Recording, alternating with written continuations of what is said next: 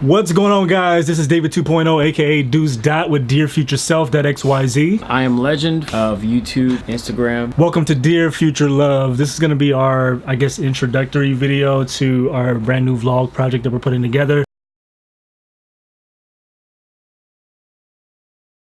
So the question was asked, what questions would you ask a millennial who was married 14 years under 40? So the first question was, what made your marriage last? What made my marriage last? It was me knowing exactly what I wanted out of a relationship and just going for that. You mentioned a gift and a curse. I also had a gift and a curse in my situation, in the way of I had this picture in my mind of what life was supposed to be like, of what marriage was supposed to be like. But I had that at 7 years old. I wanted to be married and have children and the whole nine. And as far as to answer that question directly, what made it last, it was in the grand scheme of things, it was that 7-year-old holding on to a picture. And I know that might not sound like the greatest, most fluffiest, magical answer, but it was the determination of a child. It was the faith of a child. I can see this thing through. I can make this thing happen. My dream is real.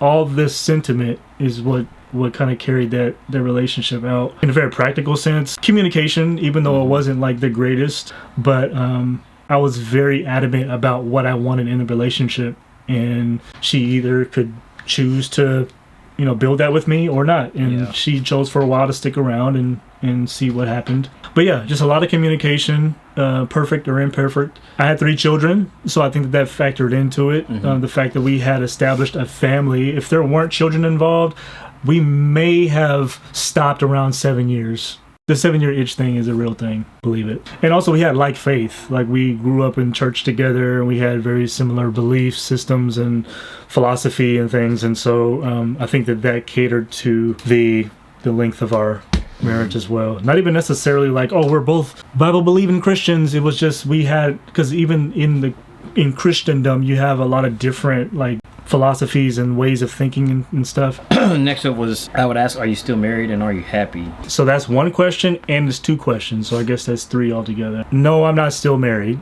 And yes, I'm happy sometimes. I see happiness as a conditional thing. Joy is something that you can have regardless of the circumstance, right? Regardless of what's going on around you and all the wherewithal that is life. But happiness is I can eat my favorite piece of candy and I can be happy off of that. I can ride a roller coaster at Disneyland and I can get happy. I can be around my favorite people and be happy. I mean, you can choose to be happy at any given moment, but it's happiness is more the seasoning. It's the highlights of life, at least from my perspective. It's just the highlights, and I don't have that many highlights in this particular season of my life. So that's why I'm creating this project and working on getting into this conversation, because I want more of that in my life. I want more highlights. I want more sweet spots. I want more moments like that that just make you smile and make you feel good, and butterflies in your stomach and all that. The next one, she asked, what are the qualities a wife should have? How do I present myself as a wife before I'm married? I think that's a dope line of questioning. It's a dope question to ask a guy. Yeah, exactly. Maybe we can give the male perspective on on all of this, because this is really what's needed right now. So to answer the first part of that question, what qualities should a wife have, that I think is up to you. There's no standardized this is the qualities that every single woman should have, because I think that every woman has her own person. She has her own being. She has her own characteristics that she comes up with. I think that if we think about it conceptually or philosophically, I think a wife should be the same as a husband. Whatever title you hold, you should have authenticity. You should have intentionality.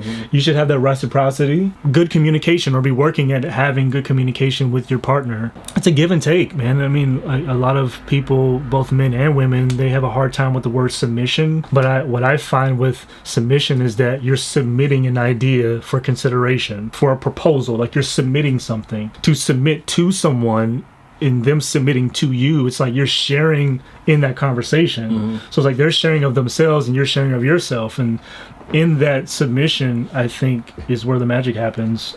So as far as qualities a wife should have, as I said, it should be the same as the husband, and it should be submitting to the other. Right. all of yourself, you know. And how do I present myself as a wife before I'm married? Yeah, and that part, how do you present yourself as a spouse before marriage? I can honestly say that even though I'm not with my ex anymore, I still call myself a husband or husband material. Like, I'm living life like with the mentality of a husband. Like, I need to be in this space of communication and submission and authenticity and intentionality. Like, all the things that I want to have in a relationship, that's what I'm attracting by being that magnet. Like, I have to be those things to have those things. And it goes back to the thing about happiness. It's like you can choose to be happy at any given moment. You can choose to be a wife at any given moment. I'm not going to say it in the realm of like having a ring on your finger, but you can be all that a wife is to be at any moment that you choose to be. It's really understanding like what your potential partner is looking for in a mate, and who you want to be your potential partner. You have to be those things too. Like, you have to become the change you want to see in the world. You got to become the partner that you want to attract.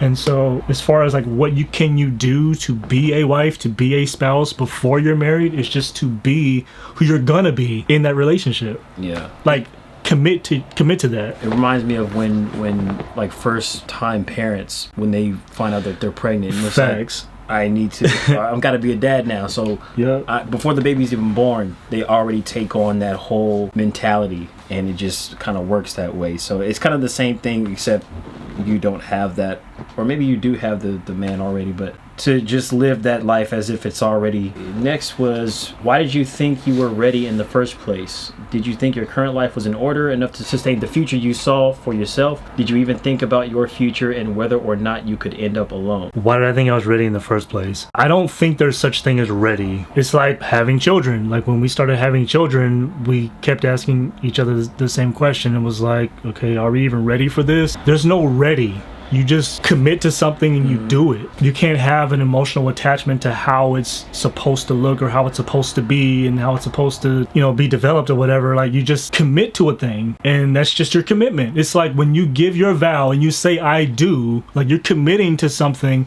that you haven't experienced yet. You haven't lived that life yet, but you're saying I do to every step that follows after those two words. The same thing is to be said just even in the prep work, right? Like, there's no ready. It's just, I remember standing there at the altar and reciting those words, sharing those vows, and thinking to myself, I have no clue what the other side of this door looks like. It could be a cliff on the other side of this door, but I'm willing to jump off that cliff with you. Like, that's where I was, and it was just a commitment. Like, I didn't know what was on the other side. I didn't know what was coming. So there was no ready. It's like, either you're gonna jump out of the plane or you're not. Like, that's it. Like, there's no prep work. I mean, there's things that you can do, like considerations that you can have, like, okay, let me put some money away, or let me get my own place, or let me have this kind of situation going on, these preferences or these circumstances. But at the end of the day, there's no such thing as ready. Like, you just do it. Okay, so the question was, did I think my life was in order? It goes back to the ready thing. Like, there's no such thing as in order. I mean, whatever it means for you, I'll say it that way. Whatever it means for you, because you can create whatever reality you want for yourself. So, like, you write down, like, oh, I want to have, you know, this much money in the bank, and I want to be in this kind of living situation before I can get married. Like, that's your commitment. That's perfectly fine. Like, whatever your commitment is. Like, for me, I was saving to buy a house, and I was still living with my parents. And then when I got married, we were staying with my parents for a while we're saving. And then some stuff happened to where we had to spend that savings. And so we had to stay with parents a little while longer before we eventually moved out into our own apartment. So having things in order, like, it doesn't even matter if you had $1 million in the bank. Like, let's just say, like, you had $1 million expense. Things happen in life to where, like, that whole being ready thing goes right out the window. And so you just have to take every moment, you know, by each moment. Did you even think about your future? Or whether or not you could end up alone?